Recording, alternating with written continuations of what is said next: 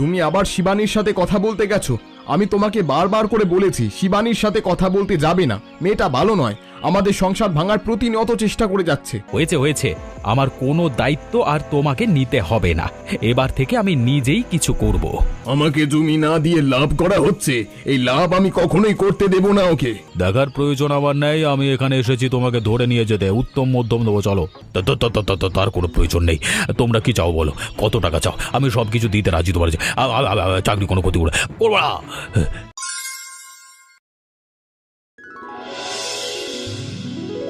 গিন্নি, তুমি কোথায় গিয়েছিলে? সেই সকালে ঘুম থেকে উঠে আমি এখানে বসে আছি, তোমার দেখা পাচ্ছি না। আমারও তো কাজে বেরোতে হবে, না খেয়ে যাবো নাকি? আরে না না, না খেয়ে যাবে কেন? আমি এখনই তোমাকে খাবার দিচ্ছি। আসলে আমি গিয়েছিলাম নদীতে একটু জল আনতে, ওইখানে আবার শিবানীর সঙ্গে দেখা হয়ে গেল, ওই কথা বলতে গিয়ে একটু দেরি হয়ে গেছে। তুমি বসো, আমি এক্ষুনি খাবার দিচ্ছি। তুমি আবার শিবানীর সাথে কথা বলতে গেছো। আমি তোমাকে বারবার করে বলেছি শিবানীর সাথে কথা বলতে যাবে না, মেয়েটা ভালো নয়, আমাদের সংসার ভাঙার প্রতিনিয়ত চেষ্টা করে যাচ্ছে। আহা, এমন ভাবে বলছো কেন? শিবানী আমার ছোটবেলার বন্ধু, ও ছাড়া এই গ্রামে তো আমার আর কোনো বন্ধুই নেই।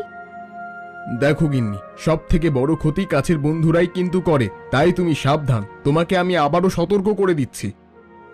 এমন সতর্ক তোমাকে করতে হবে না। শিবানী যাই বলুক না কেন, আমি কখনোই ওর কথায় কান দেব না, কারণ আমার সংসার নিয়ে আমি ভালোই আছি। আমার এই সংসারে কখনোই ঝামেলা করতেও পারবে না।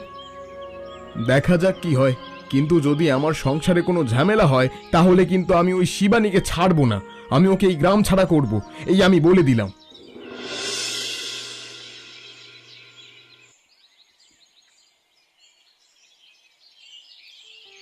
কিরে মীরা, এখনো কাজ করছিস নাকি? এই সংসারে এসে তোর দুদণ্ড শান্তি নেই, নিঃশ্বাস ফেলার ফুরসুত পর্যন্ত মেলে না তোর। চুপ কর তো, তুই সবসময় এমন করে কথা বলিস কেন রে? এমন কথা ছাড়া কি তুই অন্য কথা বলতে পারিস না? কি করব বল, তুই তো আমার ছোটবেলার বন্ধু, সেই কারণে কষ্ট কি আর সহ্য হয়? আমিও তো চাই আমার বন্ধু ভালো থাকুক। যদি তাই চাস তাহলে এই কথাগুলো বলাটা বন্ধ কর। তোর জামাইবাবু কিন্তু এগুলো পছন্দ করে না, তুই জানিস। আমি এই সংসারে ভালো আছি, অন্য সংসারে গেলে হয়তো আমি ভালো থাকতে পারতাম না। জামাইবাবুর এমন ধরনের কথা পছন্দ নয় সেটা না হয় বুঝলাম, কিন্তু এই যে তোকে খারাপ লাগছে, কোনো শখ পূরণ করতে পারছে না, এতে তোর খারাপ লাগে না? এটা কি জামাইবাবু বোঝে না? তুই এত আগ বাড়িয়ে কথা বলিস কেন? তুই কি বুঝিস না আমি কি বলি আর না বলি?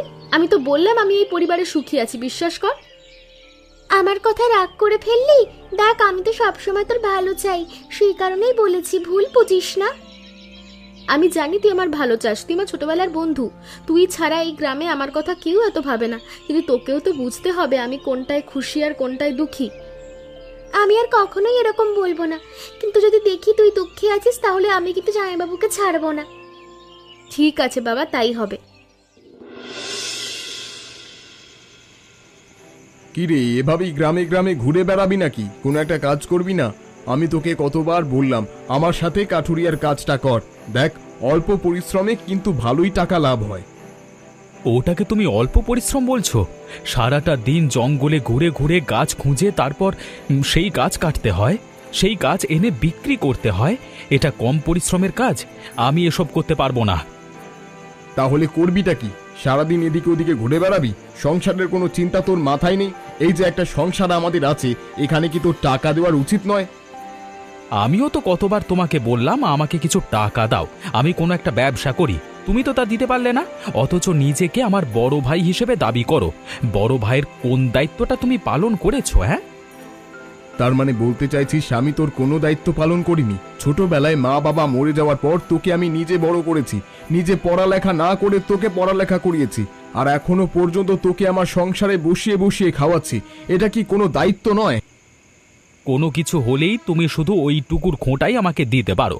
আমি যদি জানতাম বড় হয়ে এভাবে খোঁটা শুনতে হবে, তাহলে হয়তো কোনো দিন তোমার ঘরের খাবার খেতাম না। সেটাই হয়তো ভালো হতো, কারণ তোর জন্য আমি এত কিছু করেও বড় ভাই হতে পারলাম না, আমার কোনো দামই রইল না। তাহলে তোকে আমি এত ভালোভাবে বড় করলাম কিসের জন্য? হয়েছে হয়েছে, আমার কোনো দায়িত্ব আর তোমাকে নিতে হবে না। এবার থেকে আমি নিজেই কিছু করব।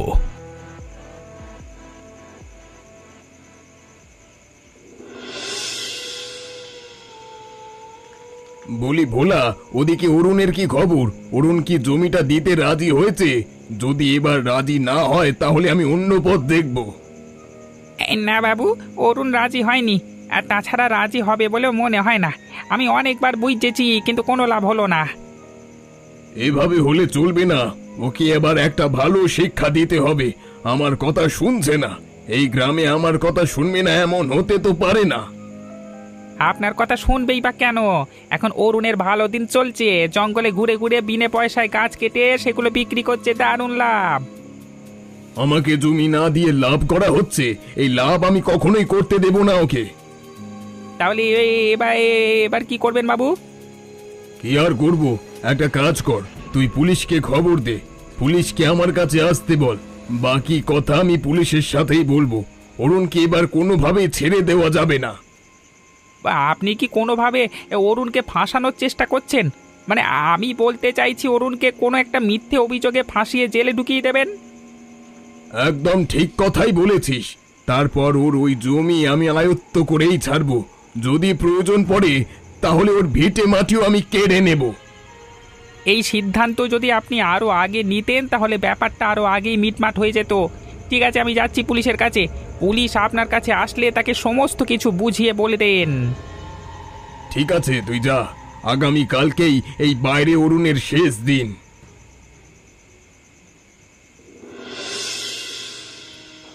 কি গো, তোমরা দুই ভাই ঝগড়া করে এখন দুজনেই মন খারাপ করে বসে আছো? মাঝখান থেকে বিরক্ত লাগছে আমার। তোমরা কি এমনই করবে? কি করব বলো গিন্নি, সে ছোটবেলায় মা বাবা মারা গেলে তারপর আমি আমার দিকে না তাকিয়ে ছোট ভাইটাকে বড় করলাম, পড়ালেখা শেখালাম, আর এখন সে নাকি বলছে আমি তার কোনো দায়িত্বই নিতে পারিনি, আমি বড় ভাই হিসেবে কলঙ্ক। রাঘব তো এসব রাগের মাথায় বলেছে। রাগের মাথায় নয় গিন্নি, আমার প্রতি ওর ক্ষোভ অনেক দিন থেকেই, সেই ক্ষোভ এবার প্রকাশ পেল। এসব নিয়ে চিন্তা করো না, তোমরা দুই ভাই সারাক্ষণ দেখে ঝগড়াঝাটি করো, তারপর দুজনেই মন খারাপ করে বসে থাকো। এতে তোমাদের কি লাভ হয় আমি তো কিছুই বুঝি না। আমার নিজের কাছেও নিজের অনেক খারাপ লাগছে। ভাইটাকে লেখাপড়া শিখিয়েছি, এখন নাকি আমি নিজেই তাকে বলছি কাঠুরিয়ার কাজ করতে। তাহলে পড়ালেখা শিখিয়ে লাভ কি হলো বলো? আমাদের হাতে তো অন্য কোনো উপায় নেই। আমাদের হাতে যদি টাকা পয়সা থাকতো তাহলে অবশ্যই রাঘবকে দিতাম। সেসব তো রাঘব বোঝে না গো। এখন মনে হচ্ছে আমি নিজেই ভাই হিসেবে ব্যর্থ, আমি আমার ভাইয়ের কোনো চাওয়া পূরণ করতে পারিনি। এমন কথা বলো না। এমন কথা যদি তুমি নিজেই বলো তাহলে দেখবে রাঘবের খারাপ লাগছে, ও নিজেকে দোষারোপ করছে। তাহলে এখন আমি কি করব গিন্নি? এখন কিচ্ছু করতে হবে না, এখন শান্ত হও, চলো ঘুমোতে যাবে, অনেক রাত হয়েছে। কালকে সকালে রাঘবের সাথে সব কিছু মিটমাট করে নিও। আজকে যা হয়েছে তাতে মনে হয় না রাঘব আর আমার সাথে কথা বলবে। অবশ্যই কথা বলবে, কারণ রাগ হোক তোমাকেও অনেক ভালোবাসে, তোমার সাথে কথা না বলে থাকতেই পারবে না। তুমি ওসব নিয়ে চিন্তা করো না, তুমি চলো এখন ঘুমোবে, সকালে উঠে আবার কাট কাটতে যেতে হবে। কি হলো সাহেব, আমার বাড়িতে এসেছেন কেন? জঙ্গলে কোনো সমস্যা হয়েছে নাকি? সমস্যা তো হয়েছে, তবে জঙ্গলে নয়। সমস্যা হয়েছে তোমার সাথে। তোমার উপরে অভিযোগ এসেছে তুমি নাকি জঙ্গলের গাছগুলো অন্যায়ভাবে কাটছো। আমি অন্যায়ভাবে কাটছি এই খবর আপনাকে কে দিল শুনি? আপনি আমার সাথে নিজেই চলুন, দেখবেন আমি কোনো একটা তাজা গাছ কেটেছি কিনা। দেখার প্রয়োজন আমার নেই, আমি এখানে এসেছি তোমাকে ধরে নিয়ে যেতে। উত্তম মধ্যম দেবো, চলো। আমাকে ধরে নিয়ে যাবেন মানে? কোনো কিছু যাচাই বাছাই না করেই আমাকে ধরে নিয়ে যাবেন? বললাম তো আপনি চলুন, দেখুন আমি কোনো তাজা গাছ কাটছি কিনা। আমি বেছে বেছে মরা গাছগুলো কাটি, তাতে আমার জঙ্গল পরিষ্কার হয়। আপনাদের তো আমার প্রতি কৃতজ্ঞ থাকা দরকার। তুমি আমাকে কৃতজ্ঞতা শেখাচ্ছ? একজন পুলিশকে তোমার কাছে কৃতজ্ঞতা পথ জানাতে হবে? আমার কাছে খবর আছে তুমি জঙ্গলের সমস্ত গাছগুলোকে কেটে কেটে চোরাচালানের সাথে যুক্ত আছো। এইসব মিথ্যে অভিযোগে আমাকে ধরে নিয়ে যেতে পারেন না। এসব মিথ্যে কিনা সেটা পরবর্তীতে দেখা যাবে। আগে তুমি আমার সাথে চলো, যদি মিথ্যে পরবর্তীতে প্রমাণ করতে পারো তাহলেই তোমাকে ছাড়া হবে। ঠিক আছে, তাই হবে। তবে একটা কথা বলুন তো, আপনাকে এই খবরটা কে দিল? যে দিয়েছে সেও নিশ্চয়ই তেমন একটা ভালো মানুষ নয়। তার কাজকর্মের বিষয়ে আপনি খোঁজ নিয়েছেন তো? তার উপরে অভিযোগ আসেনি, তাহলে খোঁজ খবর নিতে পারতাম। সে নিজেই তোমার উপরে অভিযোগ করেছে, তাই প্রমাণ যেহেতু আছে আমরা আর বসে থাকি কিভাবে? তোমাকে ধরে নিয়ে যেতেই হবে। ঠিক আছে, চলুন।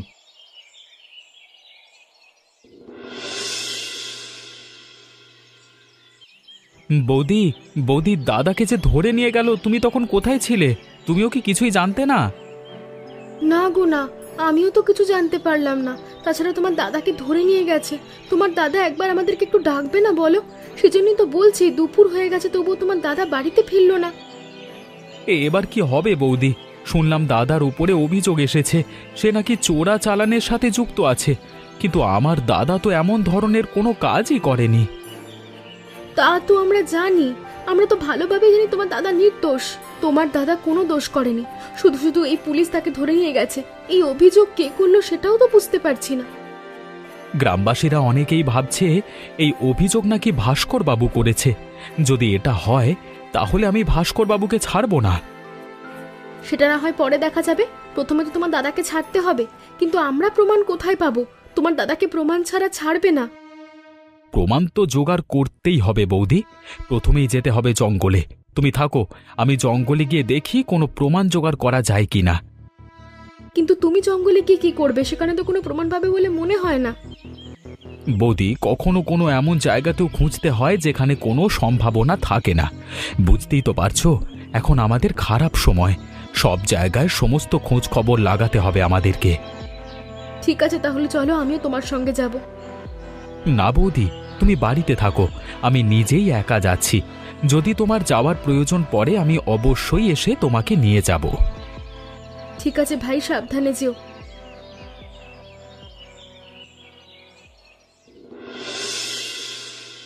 কে রে বাছা, তুই এই জঙ্গলে?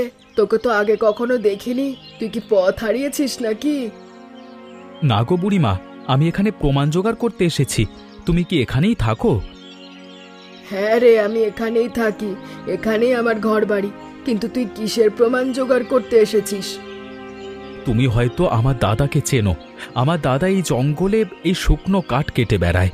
পুলিশ আমার দাদাকে ধরে নিয়ে গেছে, আমি সেই কারণে প্রমাণ জোগাড় করতে এসেছি। আমার দাদা নির্দোষ, বিশ্বাস করো। তোর দাদাকে তো আমি চিনি, আমি জানিও অনেক ভালো। চল, আমি তোকে সাহায্য করছি। কিন্তু তুমি কিভাবে সাহায্য করবে বুড়িমা? কিভাবে আবার? তুই কি জানিস না এই জঙ্গলে একটা রহস্যময় পুকুর আছে? সেই পুকুরে যে কেউ সাহায্য চাইলে পুকুর সাহায্য করে, তাই এটাকে সত্যের পুকুর বলে। সত্যি নাকি বুড়িমা? এই পুকুরের কাছে সত্য জানতে চাইলে এই পুকুর কি সত্যিটা জানিয়ে দেবে? অবশ্যই দেবে, কেন দেবে না? কিন্তু এই পুকুরের খোঁজ তেমন কেউ জানে না। এই পুকুরের খোঁজ কেবল আমি জানি। তাহলে তুমি আমাকে একটু সাহায্য করো, বলে দাও সেই পুকুরটা কোথায় আছে। আমি তোমাকে কথা দিচ্ছি, প্রয়োজন ব্যতীত আমি অন্য কাউকে এই পুকুরের খোঁজ দেব না। ঠিক আছে, তোকে আমি বলছি। এই যে দেখছিস আমার কুঁড়ে ঘর, এই কুঁড়ে ঘর ধরে সোজা পশ্চিম দিকে যাবি। দেখবি একটা স্বচ্ছ জলের নীলাভ পুকুর রয়েছে। সেই পুকুরের সত্যটা জানাতে চাইলেই পুকুরের গায়ে ভেসে উঠবে। তোমাকে অনেক অনেক ধন্যবাদ বুড়িমা। তুমি যদি সাহায্য না করতে তাহলে আমি সত্যটা কখনোই বের করতে পারতাম না।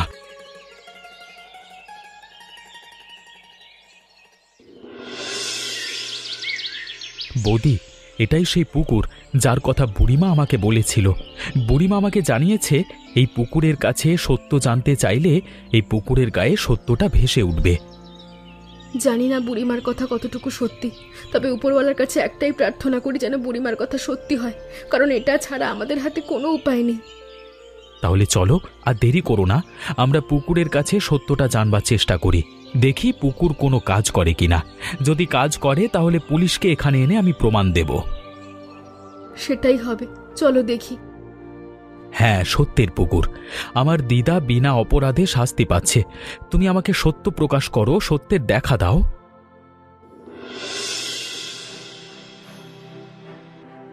তাহলে এই ব্যাপার, এবার পুলিশকে আমি এখানে ডেকে এনে এই সত্য প্রকাশ করব পুলিশের সামনে। তারপর দেখব পুলিশ কোথায় যায়। ঠিক বলেছ বৌদি, এই পুলিশেরা জনগণের কোনো সেবাই করতে পারে না। সবগুলো হলো ঘুষখোর। কিভাবে ভাস্কর বাবু টাকা দিয়ে পুলিশকে কিনে নিল আর আমার নির্দোষ দাদাকে ধরে নিয়ে গেল? নিশ্চয়ই যে জমিটা দিয়ে আমাদের সঙ্গে দ্বন্দ্ব চলছে সেই জমিটার কারণেই তোমার দাদা কিভাবে ধরে নিয়ে গেছে। আমি এটা কোনোভাবেই মেনে নেব না বৌদি। সত্য যখন প্রকাশ পেয়েছে এবং প্রমাণ আমাদের হাতে আছে, আমি আমার দাদাকে একটু পরেই মুক্ত করে আনব এবং এই পুলিশকে আমি এখানে এনে সমস্তটা জানাবো। যদি ভাস্কর বাবু সহ ওই পুলিশকেও শাস্তি দেওয়া যেত তাহলে আমি শান্তি পেতাম। ভাগ্যিস বুড়িমা আমাদেরকে সত্যের পুকুরের সন্ধান দিল। আগে চলো থানায় যাই, পুলিশকে নিয়ে এখানে আসি। পুলিশকে এসব কিছু দেখালেই ও বাধ্য হবে আমার দাদাকে ছেড়ে দিতে। কি হলো গে? তোমরা তো বললে তোমার দাদার পক্ষে প্রমাণ দেবে, কোথায় সে প্রমাণ? তোমরা আমাকে এই জঙ্গলের ভেতর নিয়ে এসছো কেন? তা তোমরা কি আমার কোনো ক্ষতি করবার চেষ্টা করছো? খবরদার, কাজটা কিন্তু ভালো হবে না। আমাকে কি আপনাদের মতো মনে করেছেন? আপনারা যেভাবে মানুষের ক্ষতি করে বেড়ান, আমরাও কি সেভাবে মানুষের ক্ষতি করে বেড়াবো? আমরা কখনোই এত নিচু মন মানসিকতার মানুষ নই। আগে আপনি আপনার চাকরি বাঁচান, তারপর আমাকে জেলে ভরার স্বপ্ন দেখবেন।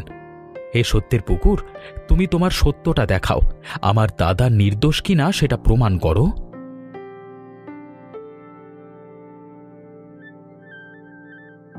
কি পুলিশ সাহেব, এবার দেখতে পেয়েছেন তো কোনটা সত্যি আর কোনটা মিথ্যে? এবার আপনি বড় বড় কথা বলবেন কিভাবে? হ্যাঁ, আমাকে জেলে ভরবেন না? এসব কিছু সাজানো ষড়যন্ত্র, জাদু টোনার কাজ, বিশ্বাস করি না। আপনাকে বিশ্বাস করতে হবে না, আমরা বিশ্বাস করে নিয়েছি এবং আপনি যদি চান আপনার উপর মহলেও এটা আমি বিশ্বাস করাতে পারবো। তারপর আপনার চাকরি থাকবে তো। তার কোনো প্রয়োজন নেই। তোমরা কি চাও বলো? কত টাকা চাও? আমি সব কিছু দিতে রাজি। তোমার চাকরি কোনো ক্ষতি করবো না। আমাদের টাকা পয়সার কোনো প্রয়োজন নেই। আপনি আমার দাদাকে ছেড়ে দিন, তাহলেই হবে। এবং আমার দাদা যে নির্দোষ সেটা সবাইকে প্রমাণ করে দিন। ঠিক আছে, তাই হবে। চলো আমার সাথে চলো। কি হলো অরুণ, তোমরা সবাই মিলে আমার বাড়িতে ভিড় জমিয়েছো কেন? শুনলাম তুমি নাকি জেলে গেছিলে, ছাড়া পেলে কিভাবে? পুলিশ সাহেব, আপনি কি বলছেন? আমি আর কি বলবো বাবু, আপনার যা শোনবার ওদের কাছ থেকে শুনে নিন। আমার এখানে আর কিচ্ছু বলবার নেই। সমস্ত কিছুই আমাদের কাছে প্রকাশ পেয়ে গেছে। আপনি কেন এই কাজ করেছেন তাও আমরা জানি। আমি আপনাকে শেষবারের মতো সতর্ক করে যাচ্ছি, এর পরেও যদি আমার অথবা আমার পরিবারের পেছনে আপনি লাগেন, আপনার ওপর অভিযোগ তুলতে বাধ্য হব। কি সব বলছো তোমরা? আমি এসব কিছুই করিনি। আমি এসব কেন করতে যাব? হয়েছে, আপনার এমন ন্যাকামো কথা আমরা অনেক শুনেছি, আর শুনতে রাজি নই। আপনার জন্য এই গ্রামে আমার মান সম্মান নষ্ট হয়েছে। আপনি কি ভেবেছেন আপনার মান সম্মান নষ্ট হবে না? অবশ্যই হবে। সারা গ্রামবাসীরা আপনার কুকীর্তির কথা জেনে গেছে। আমাকে ক্ষমা করবেন বাবু, সমস্ত কিছু প্রকাশ হয়ে গেছে। আমি আপনার টাকা আপনাকে ফেরত দিতে এসেছি। আমি আর কখনো এ ধরনের অন্যায় কাজের সাথে জড়িত হব না। আমার দাদা বলেছে বলে আপনাকে আমি ছেড়ে দিলাম। তাছাড়া আমি তো সিদ্ধান্ত নিয়েই নিয়েছিলাম যে আপনাকে আমি ছাড়ব না, আপনাকে আমি কঠিন শাস্তি দেব। থাক, রাখো, আর কিছু বলার প্রয়োজন নেই। আশা করছি ভাস্কর বাবুর এইটুকুতেই হবে। এরপরেও যদি না হয় তাহলে মনে করব ভাস্কর বাবুর লাজ লজ্জা বলতে কিচ্ছু নেই। কি হলো ভাস্কর বাবু, এবার শখ মিটেছে তো? সব সময় দেখি অন্যের পথে কাঁটা হয়ে থাকেন আপনি। অন্যের পেছনে না লাগতে পারলে আপনার দিন ভালো যায় না। এবার বুঝতে পেরেছেন তো কেমন লাগে? হ্যাঁ, বুঝবে কিভাবে? ওনার তো লাজ লজ্জা কিচ্ছু নেই। যদি বিবেকবোধ বলতে কিছু থাকতো তাহলে কি মানুষের এমন ক্ষতি করতে পারতো? গ্রামের মানুষ ওনাকে নিয়ে এত কিছু বলে, এত খারাপ কথা বলে, তবু ওনার গায়ে লাগে না গন্ডারের চামড়া নাকি? হ্যাঁ, তোমরা ঠিক কি বলছো আমাকে নিয়ে সেটা তোমাদের মাথায় আছে তো? ভুলে যেও না আমি এই গ্রামের মোড়ল। আপনি যে কাজকর্ম করেছেন তাতে অরুণ যে কোনো সময় আপনাকে পুলিশে ধরিয়ে দিতে পারে। তারপরেও আপনার এত বড় কথা আসছে কিভাবে? অরুণ এই গ্রামের কত ভালো একটা ছেলে, তাকেও আপনারা ছাড়লেন না। তাকেও জেলের ভাত খাইয়ে ছাড়লেন আপনি। খাইয়েছি, বেশ করেছি, প্রয়োজনে তোমাদেরকেও খাওয়াবো। দেখলি এখনো গলার জোর কমছে না। অরুণ ওকে ছেড়ে দিয়ে অনেক ভুল করে ফেলেছে। অরুণকে বলা উচিত এটাকে জেলেই পুরে রাখতে। বাদ দে তো, গ্রামের সমস্ত মানুষ এনাকে নিয়ে ছিছি করছে, এনাকে নিয়ে হাসি ঠাট্টা করছে, তবু এনার একটু লজ্জা হচ্ছে না? এনার যে মান সম্মান সমস্ত কিছু ধুলোয় মিশে গেছে, সেই বিষয়ে ওনার কোনো খেয়াল নেই। থাকবে কিভাবে? যে ধরনের মানুষ শুনি তাতে আবার এসব কিছু থাকবে? বাদ দে তো, যা ইচ্ছে করুক, একদিন ধরা পড়লে ঠিক বুঝতে পারবে। সেই দিন আর বেশি দূরে নেই। এখনো অহংকারে মাটিতে পা পড়ছে না এনার। ইনি ভুলিয়ে গেছেন অহংকার হলো পতনের মূল, যত সব ঢেরা পেটানো। হ্যাঁ, জানিস ভোলা, যে গ্রামে আমি চলে গ্রামের সমস্ত মানুষ আমার জন্য পথ তৈরি করে দিত, সবাই আমার সম্মানে মাথা নিচু করে থাকতো, আর এখন সেই গ্রামের সমস্ত মানুষ আমাকে নিয়ে হাসি ঠাট্টা করছে। আপনার কথা কি বা বলবো, আপনি হলেন গ্রামের মোড়ল, আপনাকে তাও একটু সম্মান করে কথা বলে। আমাকে তো কোনো সম্মানই করে না। আপনার কারণে আমিও বিপদে পড়ে গেছি, না পাচ্ছি চায়ের দোকানে যেতে, না পাচ্ছি বাজার সদাই করতে। আমি আসলে বড় একটা অন্যায় করে ফেলেছি। মানুষের মান সম্মান চলে গেলে সমাজে তার অবস্থান কোথায় হয় সেটা আমি হারে হারে টের পাচ্ছি। অরুণ যদি নির্দোষ প্রমাণিত না হতো, তাহলে তো অরুণকে নিয়েও এমন হাসি ঠাট্টা চলতো। তা তো অবশ্যই, তাছাড়া গ্রামের মানুষ যাকে দেখতে পারে না তাকে কোনো অবস্থাতেই দেখতে পারে না বাবু। তাহলে তো আমার অনেক বড় একটা ভুল হয়ে গেছে। আমি অন্যায় কাজ করে ফেলেছি। আমার উচিত ভালো পথে ফিরে আসা, না হলে গ্রামের মানুষ আমার কদর করবে না। অরুণের কাছেও ক্ষমা চাওয়া উচিত আমার। আমি আপনাকে অনেক আগে এই কথাটা বলবো ভাবছিলাম, কিন্তু আপনি আমাকে বকাবকি করবেন বলে আমি একটা কথা আপনাকে বলবার সাহস পাইনি। না রে, এখন বসে থাকার সময় নয়। এখন অরুণের কাছে ক্ষমা চাওয়া উচিত আমাদের। আমি আগামীকাল সকালে অরুণের কাছে নিজে গিয়ে ক্ষমা চেয়ে আসবো। তারপরে এই গ্রামে ভালো ভালো কাজ করব, যেন গ্রামের সমস্ত মানুষ আমাকে ভালোবাসে। আমি দেরি করে হলেও বুঝতে পেরেছি বাবু, মানুষের ভালোবাসাটাই মুখ্য। মানুষ যদি মানুষকে ভালো না বাসে তাহলে বেঁচে থাকবার কোনো মানই হয় না। তাহলে আগামীকাল সকালে অরুণের বাড়িতে তুই আমার সাথে যাবি। দুজনে ওদের কাছে গিয়ে ক্ষমা চেয়ে আসবো। ঠিক আছে বাবু, তাই হবে।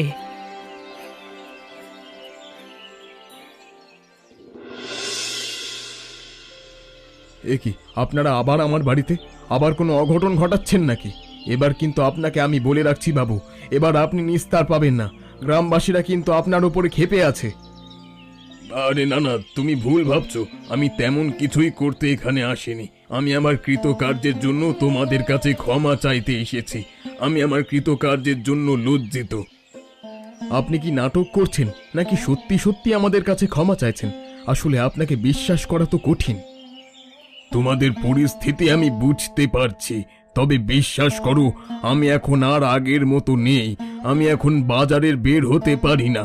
মানুষ আমাকে নিয়ে হাসি ঠাট্টা করে, কত শত কথা বলে, সবাই আমাকে ঘৃণা করে। আমি এই ঘৃণা নিয়ে আর বেঁচে থাকতে পারছি না, তাই আমি তোমাদের কাছে ক্ষমা চাইতে এসেছি। বেশ, আমরা আপনাকে ক্ষমা করে দিচ্ছি। পরবর্তীতে এমন ধরনের কাজ আপনি আর কখনো করবেন না। আমি তোমাদের কথা দিচ্ছি, আমি আর কোনোদিন এমন কাজ করব না। তোমাদের জমি নিয়েও আমি আর ঝগড়াঝাটি করব না। তুমি তোমার কাজ এখন থেকে ভালোভাবেই করতে পারবে। আচ্ছা বেশ, তাহলে এখন আপনি চলে যান। আমি বরং গ্রামবাসীদের সবার কাছে বলে দেব আপনার কথা। আপনি এখন ভালো হয়ে গেছেন। আপনাকে নিয়ে যেন কেউ হাসি ঠাট্টা না করে। ঠিক আছে, তুমি একটু বলে দিও, তাহলে আমার বড্ড সুবিধা হবে গো। তোমাদের পরিবারের সবাইকে বলে দিও আমাকে যেন ক্ষমা করে দেয়। ঠিক আছে বাবু, তাই হবে। আপনি এখন চলে যান।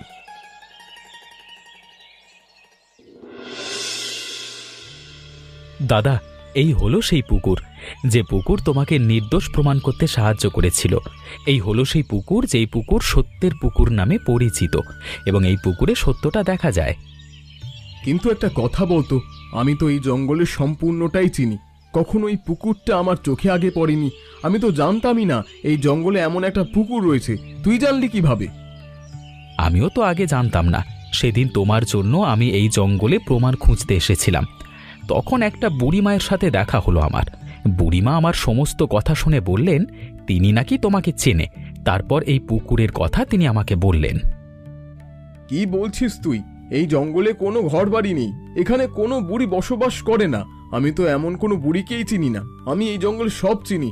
এই জঙ্গলে কোনো পুকুর অথবা কোনো কুড়ে ঘর নেই। তাহলে আমার দেখা কার সাথে হয়েছিল? আমি কার সাথে কথা বলেছিলাম? কেই বা আমাকে এই পথ দেখিয়েছিল? আমার কিছু জানা নেই। সবকিছুই কেমন যেন রহস্যময় লাগছে। কিন্তু যেই কাজ করেছে সে আমাদের ভালোর জন্যই করেছে। আমরা সত্যের পথে আছি বলেই তিনি আমাদের সাহায্য করতে এগিয়ে এসেছে। তার মানে তার পরিচয় সম্বন্ধে আমরা কখনোই জানতে পারবো না। এগুলো কি সারা জীবন আমাদের কাছে একটা রহস্য হয়ে থেকে যাবে? থাকুক না দাদা রহস্য হয়ে, কোনো কোনো রহস্য রহস্যের মধ্যে থাকলেই ভালো লাগে। তাছাড়া এই পুকুর অন্য কেউ দেখতে পায় না। আমরা যখনই কোনো বিপদে পড়ব এখানে এলেই হয়তো এই পুকুরটা দেখতে পারবো। হয়তো কোনোদিন ওই বুড়ির দেখা পেয়ে যাব। সেদিন ওই বুড়িমাকে আমি ধন্যবাদ জানাবো এবং কৃতজ্ঞতা প্রকাশ করব। এমন মজার মজার গল্প দেখতে আমাদের চ্যানেলকে সাবস্ক্রাইব করতে ভুলবেন না। আচ্ছা বলো তো বন্ধুরা, এই গ্রামে সাহায্যকারী পুকুরের আসল নাম কি?